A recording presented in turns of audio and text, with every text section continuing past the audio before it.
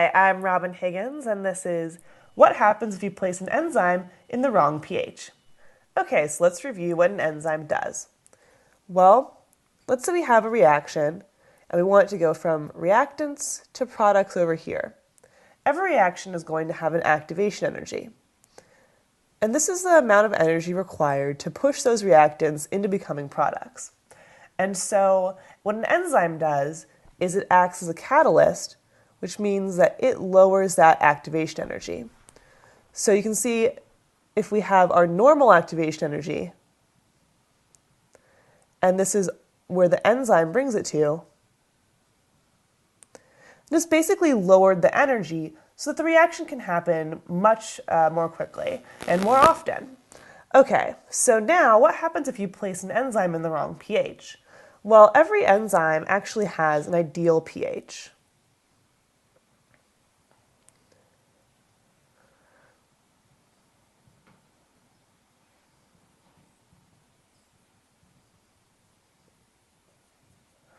And so what this means is that there's a very specific ideal pH. In this case, let's call it 6. But they actually vary widely. Some enzymes like to be in acidic conditions, some like to be in basic, some like to be in neutral, but they each have an ideal pH. And this really depends on how the enzyme folds into itself and the hydrogen bonds it forms and its overall tertiary structure. And so if we have an enzyme that's placed in the wrong pH, certain things are going to start to get messed up. That enzyme won't be as efficient.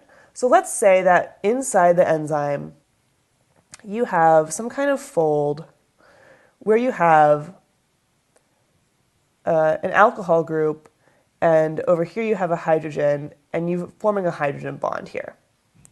So this hydrogen bond is actually helping to shape the enzyme.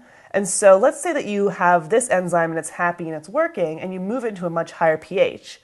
Now all of a sudden there's going to be a bunch of free hydrogens over here because it's a much more acidic. And let's say that this oxygen decides, okay, I'm actually not going to hydrogen bond with this guy anymore. I'm going to hydrogen bond with this guy. Well, that means that now this enzyme has lost part of its structure and it won't be as effective.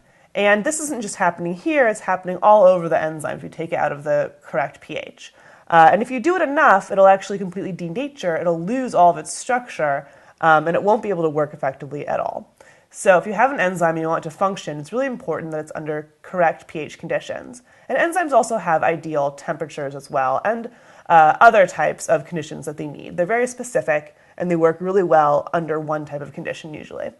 I'm Robin Higgins, and this is What Happens If You Place an Enzyme in the Wrong pH?